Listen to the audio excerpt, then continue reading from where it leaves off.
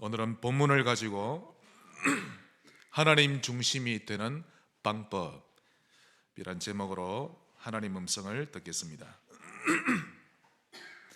의사 중에서도 뛰어난 명의는 겉으로 드러난 병만 하나씩 고쳐내는 것이 아니라 그 병의 원인을 찾아낼 줄 알고 치료할 줄 압니다.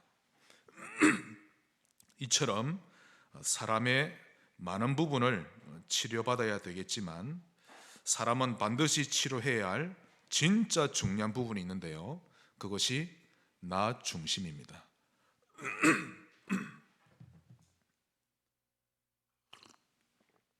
여기서 모든 영적인 병이 다 연결되어져서 나옵니다. 그래서 나 중심은 알고 보면 마음의 병이죠. 마음이 고장난 것입니다. 사람이 실패하는 진짜 이유도 나 중심입니다. 반드시 치료받아야 합니다. 만약 그 어떤 조직도 나 중심이 되어버리면 어떤 일도 제대로 해낼 수가 없죠. 또 교회도 기관별로 우리가 중요한 일을 두고 모입시다 라고 이렇게 할 때 모이지 않고 개인 플레이를 하면서 따로따로 놀게 되거나 또 자신의 의견이 받아들여지지 않으면 그 조직이 하는 일에 동참하지 않고 이렇게 되면 교회는 하나 될 수 없죠. 어떤 일도 해낼 수 없는 것입니다. 이 모든 일의 원인이 나 중심입니다. 내가 기분 나쁘면 일이 안 되고 내가 상처받으면 기분이 안 좋은 거죠. 어느 한 단체가 시너지 효과를 보기 위해서는 나 중심의 스타일을 내려놓을 줄 알아야 합니다. 특히 복음을 가진 교회일수록 더더욱 그래야 하는데요, 안타깝게도 또 부끄럽게도 교회가 갈수록 세상 흉내를 내고 나 중심의 모습을 더욱 적나라하게 드러내고 있습니다. 내가 가고 싶으면 가고 가기 싫으면 안 가는 거지 왜 자꾸 간섭하느냐라고 합니다. 이단이나 타 종교를 보면 오히려 더 하나 되죠. 정말 하나 됩니다. 이미 생각에서부터 수준 차이가 나지요. 신자는 반드시 하나님 앞에서 생각할 줄 알아야 합니다. 그러나 대부분의 성도들은 교회관, 헌금관, 예배관이 이미 나 중심입니다. 내가 편하고 내가 지향하는 방향으로 해석하고 그런 식으로 받아들이려고 하지 하나님 중심으로는 하지를 못합니다. 우리 좌우로 한번 인사합시다. 하나님 중심. 목사님, 그게 됩니까? 됩니다. 내 힘으로는 안 되는데 은혜 받으면 쉽게 됩니다. 간혹 여러분의 삶 가운데 뭔가 계속 막히거나 시원하게 뚫리지 않습니까? 혹 그 원인이 아주 간단한 데 있다고 한번 생각해 본 적이 없습니까? 결국 하나님의 주권인데 내가 사람을 살리는 쪽으로 선택을 하느냐, 사람을 죽이는 쪽으로 선택하느냐, 거기에 따라 하나님이 응답하십니다. 그런데 하나님이 아주 세세한 일까지 우리의 일에 관여하시고 주관하시죠. 설마 하나님이 이것까지도 관여하셨을까? 다 관여하십니다. 우리의 중심을 하시죠. 다시 말해서 겉으로 보기엔 별것 아닌 걸로 보이지만 자세히 보면 나 중심이었느냐 아니면 하나님 중심이었냐입니다. 여기서 결판돼야 합니다. 이 눈이 열린다면 하나님은 그에게 세세한 것까지도 응답하실 것입니다. 사단을 기쁘게 하지 말고 하나님을 기쁘게 해드리는 쪽으로 선택하시기를 바랍니다. 하나님이 어떤 응답 주시는지 체험해 봐야 안 되겠습니까? 하나님 중심으로 할 줄 아는 치유를 받아야만 합니다. 비가 오고 난 이후에 해가 비치면요, 무지개가 선명하게 드러납니다. 또 특히 시골 마을에 가면 더 그 빛이 색깔이 선명하지요. 눈먼 자에게 무지개가 너무 아름다워요. 아무리 말을 해도 모릅니다. 감만 잡지. 귀머거리에게 핸델의 그 할렐루야 메시아 있죠. 저는 소름이 돋거든요. 이야, 이 핸델의 메시아 정말 이거는 대작입니다. 들으면 들을수록 은혜가 넘쳐납니다. 아무리 말을 해도 귀머거리는 그 말이 무슨 말인지 모릅니다. 영적으로 눈 멀고 귀먹으면요, 나중심에 딱 잡혀버리면 다 잡혀버립니다. 예배 시간에 꾸벅꾸벅 절고 무슨 말인지를 못 알아듣습니다.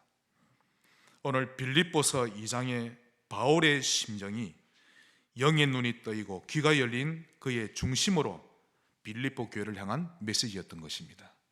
오늘 하나님의 중심이 깨달아지시기를 주의 이름으로 축원합니다. 그러면 하나님 중심되는 방법이 무엇입니까? 오늘 세 가지로 살펴보겠습니다.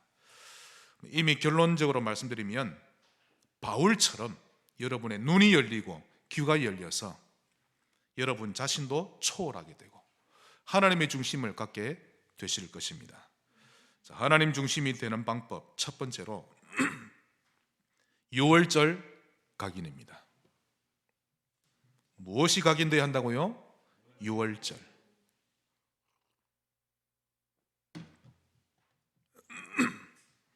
오늘 여러분의 의식과 무의식이 깨어나시기를 바랍니다. 정말 오늘 하나님의 음성을 잘 들으셔야 합니다. 6월절 각인, 사람들이 전혀 모르는 사실이 있습니다. 그것은 인간이 허물과 죄로 죽었음을 모릅니다. 분명히 살아있는데요, 모든 사람이 죄를 범하였음에 하나님의 영광에 이르지 못하더니를 모릅니다. 여러분, 노벨상은요 아무나 받는 게 아닙니다. 한 분야에 완전히 박사 정도 돼야 하고요, 인류에 큰 유익을 끼친 자에게만 주어지는 상인데, 그런 노벨상을 받을 만큼 훌륭함에도 불구하고 이런 영적 사실에 대해서는 무지합니다.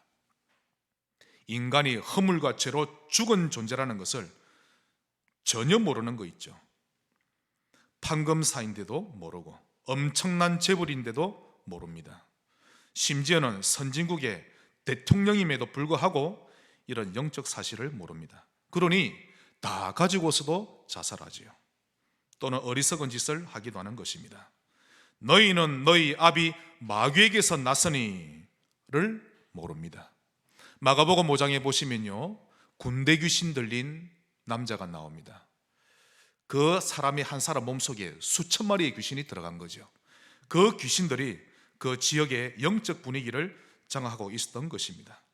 그러나 그 지역의 유지들은 그런 영적 사실을 전혀 모르고 있었죠. 그러므로 예수님이 그리스도로 오신 것입니다.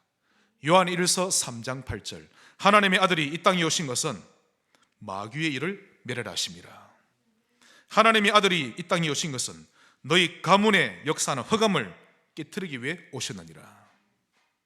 이걸 알면 우리 한국의 모든 영적 문제 해결될 것인데, 이것을 아는 눈이 없었던 겁니다. 교회를 다녀도 왜 예수를 믿어야 하는지에 대해 전혀 모른 채 교회를 다니게 되고요, 그러니 전도 역시 오해하는 것 아닙니까? 전도는 교회 자리를 채우는 것이 아니라 현장에서 해답을 주는 것입니다. 하나님의 아들이 이 땅에 오신 것은 당신을 구원하시기 위함입니다. 답을 주는 것입니다. 제가 이 눈이 열려진 날 제 인생이 달라졌습니다. 저도 모태신앙이거든요. 교회 가서 그냥 자리에 앉아 예배만 들을 줄 알았지 영적 사실 전혀 몰랐습니다. 어느 날 여자의 후손이 뱀의 머리를 깨트릴 것이니라, 이걸 발견했는데요, 얼마나 감사한지 모릅니다. 또 사람들이 모르는 것은 죄와 그 저주에 대해서도 모릅니다. 그 저주가 얼마나 무서운 줄도 모르고요. 갈라디아서 3장 13절, 그리스도께서 우리를 위하여 저주를 받은 바 되사 율법의 저주에서 우리를 속량하셨으니 기록된 바 나무에 달린 자마다 저주 아래 있는 자라 하였습니다. 예수 그리스도께서 우리의 모든 저주를 친히 담당하셨습니다. 그러므로 예수 믿는 순간 그 가문의 저주 끝입니다. 감사하시기를 바랍니다. 가문 대대로 40을 못 넘기는 남자들이 죽는 단명하는 집을 제가 갔습니다. 복음을 전했는데 그때부터 저주 끝입니다. 지금도 그분은 나이가 70이 넘었는데 잘 지냅니다. 그러므로 우리는 먼저 유월절로 각인되어야 합니다. 넘어간다는 뜻이죠. 모든 저주를 넘어가게 합니다. 다 넘어가게 하죠. 자, 유월절로 각인된다고 하는 것은 크게는 두 가지 의미가 있습니다. 첫째로 그리스도로 각인된다는 것을 의미합니다. 한번 따라합시다. 그리스도. 모든 문제 해결입니다. 예수 그리스도를 깨닫는 순간 법적으로 완전 해방입니다. 오늘 장로님 기도하셨죠. 누구든지 그리스도 안에 있으면 새로운 피조물이라. 이전 것은 지나갔으니 보라 새 것이 되었도다. 그런데 삶은 여전히 나 중심입니다. 안타깝기 그지없죠. 분명히 새로운 피조물이요 하나님의 백성인데 사는 모습을 보면 전혀 그렇지 않은 것처럼 살아갑니다. 그러나 오직 그리스도를 발견하며 살아갈 때 하나님 중심으로 바뀌어지기 시작합니다. 그래서 하나님이 우리에게 유월절을 계속 지키라고 말씀하셨죠. 우리 말씀으로 확인해 보겠습니다. 출애굽기 12장입니다.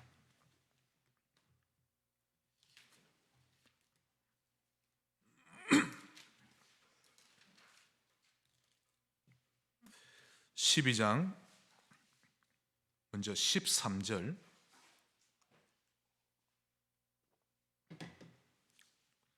오늘 몇 군데 읽을 말씀이 믿어지시는 분은 모든 문제 해결받은 겁니다. 출애굽기 12장 13절, 유월절의 기원이죠. 내가 애굽 땅을 칠 때에 그 피가 너희가 사는 집에 있어서 너희를 위하여 표적이 될지라. 내가 피를 볼 때에 너희를 넘어가리니 재앙이 너희에게 내려 멸하지 아니하리라. 너희는 이날을 기념하여 여호와의 절기를 삼아 영원한 규례로 대대로 지킬지니라. 아멘. 27절.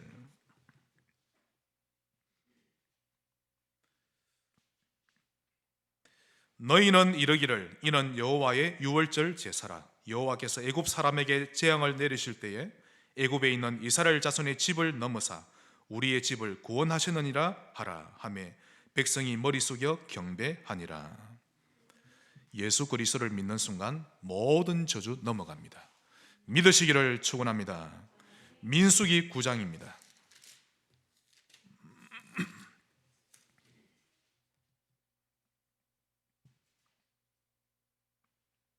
민수기 9장 2절부터 4절까지 읽겠습니다. 이스라엘 자손에게 유월절을 그 정한 기일에 지키게 하라.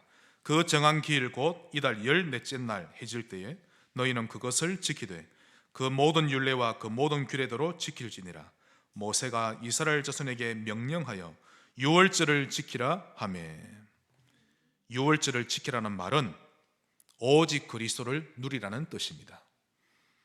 이 땅의 모든 목사는 성도들에게 유월절을 누리도록 도와줘야 합니다. 만약 그 일을 하지 않는다면 하나님께로부터 자격 미달이죠. 마태복음 26장입니다.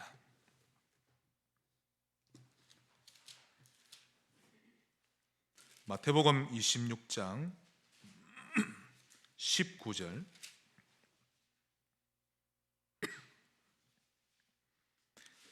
예수님이 제자들과 함께 전도 사역하시면서도 반드시 하셨던 일이 있습니다. 19절. 제자들이 예수께서 시키신 대로 하여 유월절을 준비하였더라. 즉 한마디로 오직 그리스도로 각인되어야 합니다. 그때 사단이 완전히 쫓겨납니다. 오직 그리스도가 발견되어야 합니다. 눈 찌르고 주문 외우고 기도할 때마다 바람 새는 소리 낼 필요가 전혀 없죠. 어떤 분은 기도할 때 꼭 이래 소리를 내야 기도가 되는 모양입니다. 그리스도가 딱 믿어질 때 사단은 완전히 떠나갑니다. 오직 그리스도가 되면 아주 쉽게 영적 문제를 이겨낼 수 있죠. 복음이 나의 기준이 될 만큼 유월절을 누려야 합니다. 그러면 점점 하나님의 중심이 됩니다. 복음이 여러분의 기준 되시기 바랍니다. 그리 되면 달라집니다. 한 번 더 따라합시다. 하나님 중심. 어떤 문제도 하나님 중심. 하나님 앞에서 눈이 달라지고 판단이 달라지죠.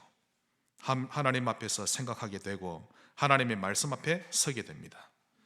그래서 그리스도로 각인되는 것이 유월절을 누리는 비밀입니다. 또 두 번째로 유월절로 각인된다는 말은 새롭게 부여받은 신분 권세를 누리는 것을 말합니다. 신분 권세 누리시기 바랍니다. 예수 믿는 순간 우리에게 주신 것입니다. 요한복음 1장 12절 영접하는 자 곧 그 이름을 믿는 자들에게는 하나님의 자녀가 되는 권세를 주셨으니 우리는 하나님의 자녀입니다. 요한복음 14장 26절 성령께서 모든 것을 가르치시고 모든 것을 생각나게 하시리라. 이걸 누리세요. 마태복음 16장 19절 천국 열쇠를 너희에게 주리니 이 땅에서 메고 풀면 하늘에서도 메고 풀어준다고 말씀하셨습니다. 이번 주간이 명절 주간인데요, 여러분 가문을 살리고 죽이는 비밀은 여러분 손에 주어져 있습니다. 누리시기를 바랍니다. 누가복음 10장 19절 내가 너희에게 뱀과 정갈을 밟는 권세를 주었으니 너희를 해칠 자가 결코 없으리라. 그리고는 20절에 귀신들이 너희에게 항복하는 것으로 기뻐하지 말고 너희 이름이 하늘에 기록된 것으로 기뻐하라. 우리는 하늘 시민이죠. 마태복음 28장 18절로 20절 하늘과 땅의 모든 권세를 내게 주셨으니 그러므로 너희는 가서 모든 족속으로 제자를 삼으라. 여러분의 제자 삼지 말고 그리스도 예수의 제자로 삼을 줄 알아야 합니다. 여러분만 만나면 예수 잘 믿도록 도와줄 줄 알아야 합니다. 그리스도로 각인되고 신분 권세가 각인되도록 도와줘야 합니다. 이것이 바로 하나님이 새롭게 만드신 나입니다. 이게 본질적인 나의 모습이죠. 보라, 새 것이 되었도다. 성도가 신분 권세를 못 누리면 모든 것을 다 잃은 것과 같은 것입니다. 구원받은 신자는 모든 축복을 다 받은 것입니다. 굿 안 해도 됩니다. 부적도 붙일 필요가 없지요. 완전히 해방입니다. 혹 귀신이 밤마다 찾아와 올지라도 상관없습니다. 예수님이 우리와 함께 하시고 이미 우리의 몸과 영혼은 주님의 것인데 그 귀신이 아무리 찾아온다 해도 우리를 가져갈 수가 없는 것이죠. 완벽한 보호입니다. 만약 귀신이 찾아오면 그땐 귀신을 가지고 놀면 됩니다. 이 말이 보통 말이 아닌데 알아들으시기를 바랍니다. 저는 어릴 때 종종 고양이가 쥐를 잡은 거 종종 봤거든요. 고양이가 쥐를 잡으면 절대 바로 죽이지 않습니다. 가지고 놉니다. 앞발로 탁 치면 쥐가 떼굴떼굴 구릅니다. 그럼 정신을 못 차리죠. 한참 서 있다 또 도망가면 가서 또 탁 등을 누릅니다. 그리고는 입으로 쪼다가 또 탁 칩니다. 그럼 떼굴떼굴 구르죠. 한참을 12분을 갖고 놀다가 지치면 그때 이제 잡아먹는 것입니다. 신자도 귀신을 가지고 놀 줄 알아야 합니다. 전혀 문제되지가 않죠. 어딜 감히 하나님의 백성에게 온단 말입니까? 오히려 우리를 찾아온 그 귀신 IQ가 엄청 낮은 놈입니다. 귀신을 경험하면 할수록 우리를 건드릴수록 우리는 더더욱 오직 그리스도가 될 것인데, 그렇죠? 로마서 8장을 보시면 바울은 이렇게 고백합니다. 하나님이 우리를 위하시면 누가 우리를 대적하리요? 그의 아들을 우리에게 대속물로 주셨는데 누가 우리를 정죄하리요? 사망이나 생명이나 천사들이나 그 어떤 것도 우리를 하나님의 사랑에서 끊을 수 없으리라. 이처럼 신자는 모든 축복을 다 받았습니다. 몇몇 성도들은 말하기를 훌륭한 성도들이 신앙생활 잘하지 나는 안 돼. 나는 천국도 턱걸이로 아마 들어갈 거야. 그딴 소리를 하고 있습니다. 신분 권세 누리시기를 바랍니다. 6.25 사변 이후에 미국으로 유학을 갔던 어떤 유학생이 신문에 글을 올린 적이 있는데요. 그 내용이 6.25 전쟁 이후로 한국은 완전히 피폐해졌습니다. 완전 폐허가 되었죠. 길거리마다 고아들로 넘쳐났는데 어느 미국인 부부가 한국인 고아 아이 한 명을 이제 입양한 겁니다. 미국으로 데려가서는 목욕도 시키고 이발도 하고 예쁜 옷도 주고 또 예쁜 방도 주고요. 이부자리도 아주 폭신폭신한 좋은 이불을 주고 이제부터 이 방은 또 이 집은 너의 것이다. 그러니 마음껏 쓰라 그랬죠. 그리고는 그 다음날 새벽 일찍 이 부부가 일찍 일어나서 아이가 잘 자고 있는지 방문을 열어봤는데요. 애가 안 보이는 겁니다. 너무 깜짝 놀래가지고 아무리 찾아도 안 보이는데 저 침대 밑에 구석에 들어가 자고 있는 거 있죠. 그러지 말라고 나오라고. 그리고는 그 다음날도 또 여기서 자라고 했는데 또 침대 밑에 들어가 자고 있고요. 서로 언어가 통하지를 않으니 그래서 그 부부가 유학생 한국 사람에게 가서 통역을 부탁한 겁니다. 이 아이에게 왜 자꾸만 이렇게 하는지. 그래서 아이가 하는 말이 나는 한국에 있는 동안 거지처럼 거적대기를 덮고 자고 길거리 있는 음식을 먹고 그런 내 팔자인데 어떻게 내가 여기서 아무 모르는 사람 집에서 낯선 집에 이렇게 내가 호의호식을 하며 살 수 있느냐. 이 집에 산 것만도 감사한데 잠은 미안해서라도 침대에서는 못 자겠다는 거 있죠. 신분 권세에 못 누리는 신자와 똑같습니다. 전혀 못 누리는 거 있죠. 오늘부터 누리시기를 바랍니다. 우리는 하나님의 자녀입니다. 오늘부터 나는 교회에서 상처받았다 그 말하지 마세요. 삼류입니다. 교회 직분자가 사기쳐서 또 나를 서운하게 해서 상처되고 용서가 안 되니 또 기분이 상하고 그런 거 다 버리시기 바랍니다. 특히 우리 렘넌트들과 새가족들은 우리가 유월절로 각인시켜야 합니다. 하나님의 절대적인 뜻입니다. 만약 우리 성도님들이 조금이라도 덜 속고 하나님의 신분 권세에 조금씩 누릴 줄 알게 된다면 점점 하나님 중심으로 되어져 갑니다. 여러분의 잘못된 기질 나중에 응답받게 되실 겁니다. 응답받으시기를 주의 이름으로 축원합니다. 너희 안에 이 마음을 품으라. 바울의 심정이 느껴지지 않습니까? 너희 안에 이 마음을 품으라. 곧 그리스도 예수의 마음이니. 인간의 마음의 병을 치료하는 유일한 약은 예수 그리스도의 마음을 품는 것입니다. 6월절로 각인되시기를 주의 이름으로 축원합니다. 두 번째로 하나님 중심이 되는 방법은 오순절 각인입니다.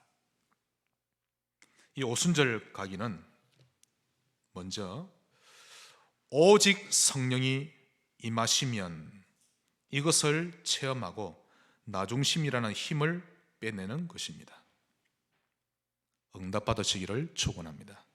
오직 성령이 너희에게 임하시면 이렇게 되기를 사모하시기 바랍니다.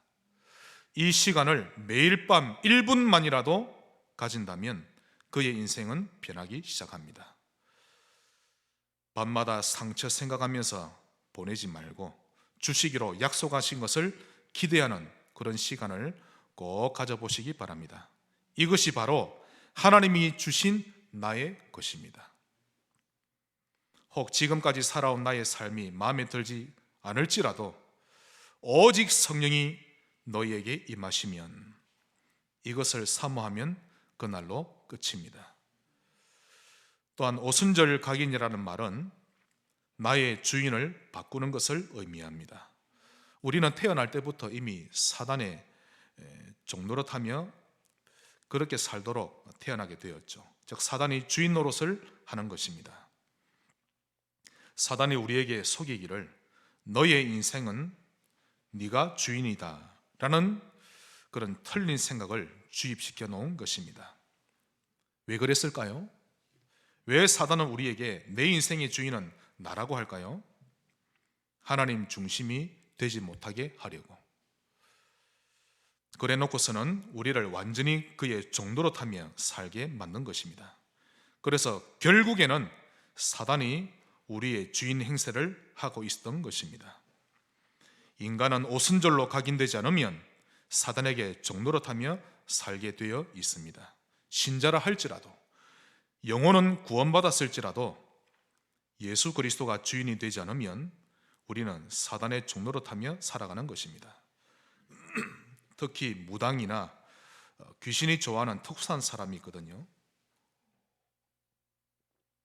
그들에게는 노골적으로 귀신이 자신의 정체를 드러냅니다.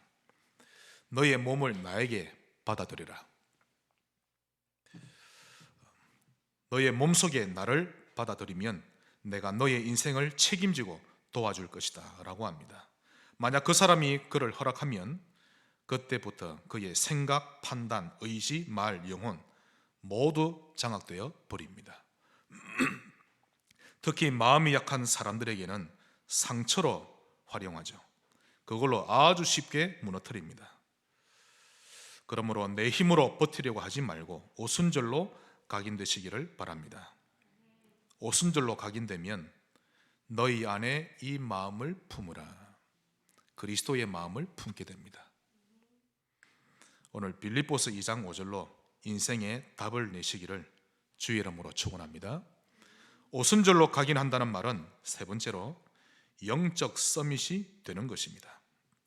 불신앙 서밋 되지 말고 영적 서밋 되셔야 합니다. 사람이 영적 서밋이 되면 수준이 달라지죠. 아주 하이 클래스가 됩니다. 질이 높아지죠. 말이나 행동, 자세가 달라집니다. 먼저 말은요, 구부러진 말 웬만해서는 하지 않습니다. 영적 서밋 되면 비뚤어지고 가시 박힌 말 잘 하지 않죠. 남에게 말할 때 딱 가시 박힌 말 하는 사람 이미 영적으로 무너진 겁니다. 살리는 말을 하게 되죠. 또 행동을 보면 영적 서밋은 당당하고도 겸손합니다. 낙심한 자세가 아니죠. 우리 렘넌트들은 주눅 들어 있지 말고 영적 서밋 되시기 바랍니다. 우리 요셉을 보면요, 창세기 41장 38절에 바로 왕이 많은 신하들에게 그를 소개합니다. 여호와의 신에 이같이 감동된 자를 내가 보지 못했노라. 그렇게 소개받는 렘넌트 되시기 바랍니다. 아벨의 형 가인을 보시면 이 가인은 영적 서밋이라는 것을 몰랐습니다. 그러니 비교의식, 열등감을 이겨낼 힘이 전혀 없었죠. 그래서 동생을 죽인 것입니다. 에서가 뭐라 그랬죠? 동생이 팥죽을 장자의 명분과 바꾸자고 할 때 에서가 했던 말이 장자의 명분이 지금 내게 무슨 유익이 되리요? 이런 고백 때문에 그는 절대 응답받을 수 없었던 것입니다. 복음 사랑하는 영적 섬이 되셔야 합니다. 엘리사, 열왕기하 2장에 잘 나오죠. 그가 고백하기를 저는 베델 담임 목사도 여리고 담임 목사, 요단 당회장 그것보다 제게는 당신에게 임하신 성령의 역사가 갑절이나 있기를 원합니다. 그런 오순절 각인을 택했던 것입니다. 앞으로 나는 어떻게 걸어가야 할지 미래의 진로 고민됩니까? 우리 렘넌트들은 오순절 각인 되시기 바랍니다. 하나님과 의논하지도 못하면서 혼자서 미래를 결정짓고 있는 것입니다. 그만큼 어리석은 게 없죠. 오순절 각인 꼭 되시기를 바랍니다. 오늘 말씀이 중요한데요, 큰 돼지 세 가지를 반드시 기억해야 합니다. 마지막 세 번째로 수장절 각인입니다. 마태복음 6장 33절 너희는 먼저 그의 나라와 그의 의를 구하라. 그리하면 이 모든 것을 너희에게 더하시리라. 바로 이 각인입니다. 인생 간단하지 않습니까? 당신은 무엇을 위해 삽니까? 사는 이유가 무엇입니까? 마태복음 6장 33절. 간단하지요. 하나님의 나라를 위하여. 그러므로 하나님 나라의 일을 목표로 삼고 나 중심의 삶을 치유받는 것입니다. 이것이 수장절 각인입니다. 한번 따라합시다. 하나님의 나라. 이번 명절에 여러분 때문에 하나님의 나라 임하기를 바랍니다. 이것은 말씀을 따라가는 삶이 되면 쉽게 되어지지요. 다시 말씀드립니다. 목회자와 생각이 똑같아질 만큼, 설교자와 신앙생활이 같아질 만큼 말씀을 자주 흐르게 하시기를 바랍니다. 녹취본을 자주 읽으세요. 심지어는 목사와 말투가 비슷할 만큼 그 정도 따라 하시면 됩니다. 그래서 여러분이 감사헌금에 기도 제목을 쓰는 걸 보면요, 강단이 흐르는지 흐르지 않는지 대부분에 알 수 있습니다. 요즘 청소년들이 스타 연예인들을 보면 환장을 하죠. 고함을 지르고 옷 입는 것도 따라하고 외모도 따라하고 사는 것도 다 따라합니다. 만약 그들의 영적 실태를 알게 되면 그들을 닮아가는 것이 얼마나 위험한 일인지를 알게 될 겁니다. 유명한 연예인일수록 자살을 하죠. 그만한 데는 다 이유가 있는 것입니다. 이걸 우리 청소년들이 모르는 것입니다. 특히 방탄소년단 그 멤버들 한번 눈여겨볼 만합니다. 영적으로 심각할 겁니다. 만약 우리 랩런트들 가운데 그 가수 노래를 듣는다 생각해야 됩니다.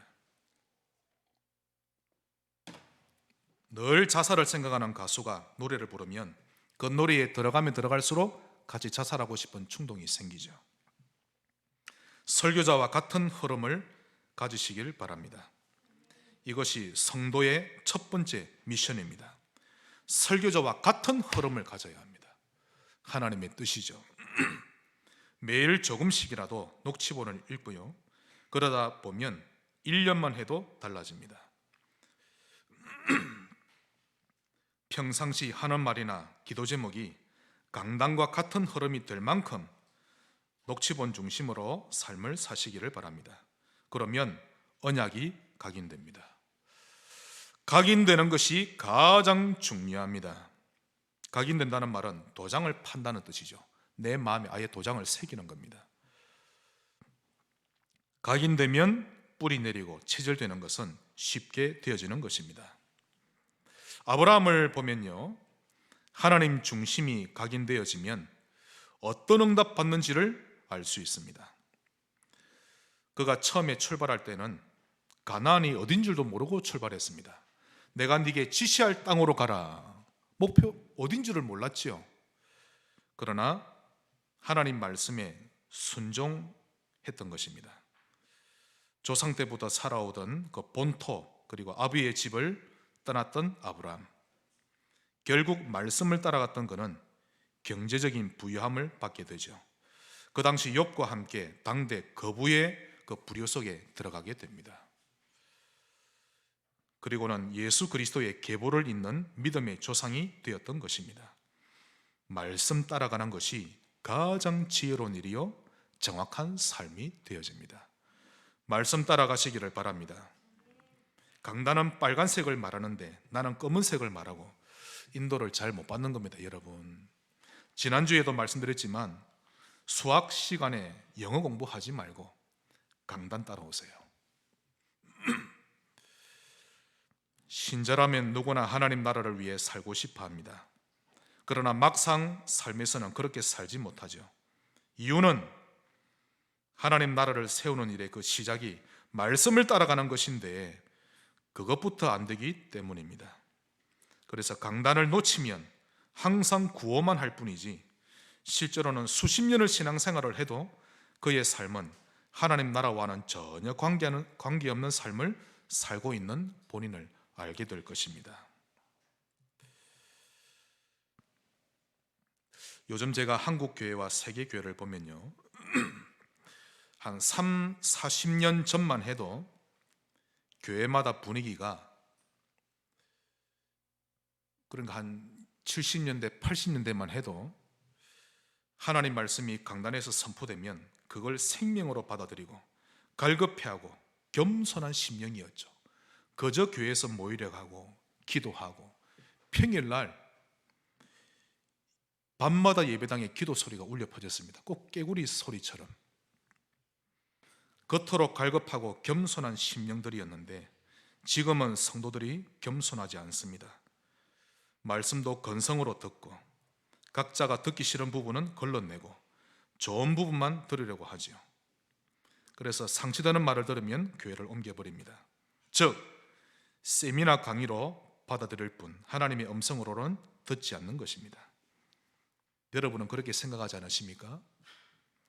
하나님 말씀이 떨어질 때 순종하고자 하는 영적 상태가 점점 없어져 가고 있음을 저는 절실히 느끼고 있습니다. 그래서 생긴 문제가 하나님 앞에서 죄송합니다가 되지 않죠. 갱신하지 아니려고 합니다. 지금 이 말을 이해를 잘 하시기를 바랍니다. 죄를 지은 것에 죄책감 가지고 살라는 말이 아닙니다, 여러분. 내 기준, 내 자존심 다 내려놓고 하나님 앞에 설 수 있는 영적 상태가 되어야 한다는 말이죠. 그리 되면 빨리 성장합니다. 영적 서밋되기 너무 쉬워지죠. 내 자존심 말씀 앞에 쉽게 내려놓습니다. 타인을 용서하게 되고 부족한 자 품게 되고 그렇게 되어지는 겁니다. 그러면 하나님이 쓰시기에 좋은 사람이 되어지죠. 그러면 내가 하나님의 성령을 힘입어 귀신을 쫓아내면 이 말씀을 체험하기가 쉬워집니다. 이 골방을 가지시기를 바랍니다. 내가 하나님의 성령을 힘입어 귀신을 쫓아내면 하나님 나라가 임하였느니라. 이 말씀을 체험할 수 있는 골방부터 가져야 합니다. 그것을 보고 수장절 각인. 그래서 이것은 단순히 전도하자는 것이 아니죠. 전도와 선교는 누구든지 흉내낼 수 있습니다. 수장절을 누린다는 말은 성령의 인도를 받으면서 하나님의 나라를 세우자는 말씀입니다. 우리는 현장에 나가보면 누가 구원받을 자인지 모르지요. 뭐 이마에 딱 붙여놓고 다니는 것도 아니고 내가 예비된 자요 어디 그 표가 납니까? 누가 영생 주시기로 작정된 자인지 누가 예비된 자인지를 알 수 없죠. 그저 평상시 사모늘로 전도자의 삶을 살고 있다 보면 하나님이 우리의 삶 속에 세밀하게 인도하시고 정확하게 만남을 인도하십니다. 인도받는 신자 되시기를 바랍니다. 그런데 나 자신이 낙심하고 주저앉아 있는데 무슨 전도를 할 수 있습니까? 일어서시기를 바랍니다. 여러분, 하나님과 딱 통하면요, 하나님과 통하면 내 영이 하나님의 마음이 읽어지면 바울의 말이 이해됩니다. 너희 안에 이 마음을 품으라. 곧 그리스도 예수의 마음이니. 이 말씀이 이해가 되어집니다. 여러분 가운데 이런 말 하는 자가 있을 겁니다. 나는 왜 하필이면 이런 알코올 중독자 가정에서 태어났습니까? 그 사람은 시대를 보고 언약을 보세요. 알코올 중독으로 무너진 가정, 심지어 알코올 때문에 폭력까지 일삼는 부모를 둔 청소년 얼마나 많습니까? 그들이 너로 인해 복을 받으리라. 그게 언약이죠. 나는 왜 하필이면 이런 아픔을 경험하게 되었습니까? 다른 사람은 겪지 않을 특이한 경험을 나는 왜 하게 되었습니까? 시대를 보고 언약을 보세요. 그런 아픈 경험 때문에 그 상처에서 빠져나오지 못한 채 인생을 비관하고 삐뚤어지게 사는 사람 정말 많습니다. 아무런 소망 없이 사는 그들이 너로 인해 복을 받으리라. 그 증인되라고. 시대를 보고 언약을 보시기를 바랍니다. 이렇게 해서 우리는 가문의 재앙도 막고 현장의 재앙도 막고 시대의 재앙을 막는 전도자가 되는 것이 하나님의 뜻입니다. 여러분 가문에 하나님 나라를 임하게 하고 현장과 시대에 하나님 나라를 임하게 하는 그런 주인공 되시기를 주의 이름으로 축원합니다. 이게 진정한 하나님 나라의 일을 이루는 것 아닙니까? 말씀의 결론을 맺겠습니다. 결론은 이번 주가 명절 주간인데요, 여러분이 정시기도 하실 때 해야 될 것 몇 가지를 말씀드리겠습니다. 정시기도 할 때마다 꼭 하셔야 될 것, 첫째, 찬양하시면 됩니다. 마음문을 열고 하나님을 높여드리는 시간이죠. 하나님을 마음껏 높여드리시기 바랍니다. 두 번째로, 성경을 읽으세요. 우리가 책을 읽고 위인들을 가까이만 해도 서밋 DNA를 가지게 되는데, 하나님의 감동으로 기록된 성경을 정기적으로 읽는다면 그는 서밋을 관리하는 서밋이 될 겁니다. 다니엘처럼 최고의 서밋이 성경이죠. 믿음의 엘리트들은 모두가 성경의 사람이었습니다. 링컨, 워너메이커, 모두가 그러했죠. 제 조카 가운데 지금 의대생인데요, 미래 의사의 길을 준비하고 있는 대학생인데, 그 청년을 보면 항상 성경 중심입니다. 우리 아이들도 잘 알죠. 의사는 많지만 하나님이 쓰시는 의사가 많지 않습니다. 저는 그 청년이 기대가 됩니다. 왜? 하나님 중심이니까. 늘 하나님 중심이고 세상 학문이 우선이 아니라 말씀이 우선입니다.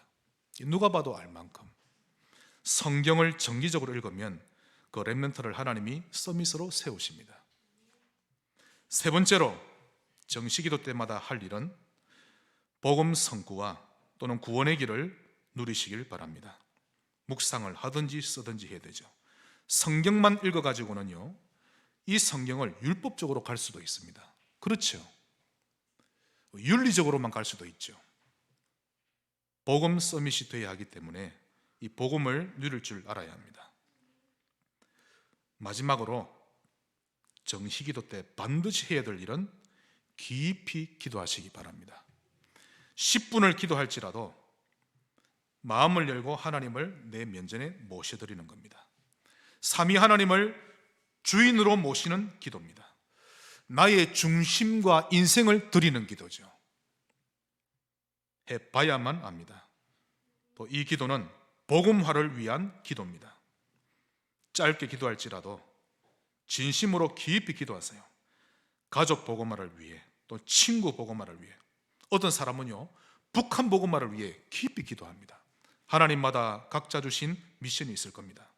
어떤 이는 학교 복음화를 위해 기도하고요, 어떤 사람은 모슬림 전도를 위해 기도하고, 어떤 사람은 군 복음화를 위해 기도하고, 이렇게 복음화를 위한 기도가 매번 기도할 때마다 있다면 그는 하나님의 인도를 받는 자입니다. 만약 이런 기도가 없다면 지금 현재 하나님과 소통되지 못하고 있는 영적 상태입니다. 또한 교회를 위해서도 깊이 기도해 주시기를 바랍니다. 이런 모든 일에 평생 쓰임받기를 기도할 줄 알아야 합니다.